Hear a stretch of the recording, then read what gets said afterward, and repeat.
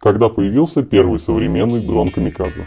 Первым прообразом современных дронов «Камикадзе» считается баражирующая торпеда американского инженера Чарльза Кеттеринга. В 1910 году он придумал устройство, оснащенное примитивным автопилотом, который использует часовой механизм. В заданном месте баражирующий боеприпас скидывает крылья и пикирует как авиабомба.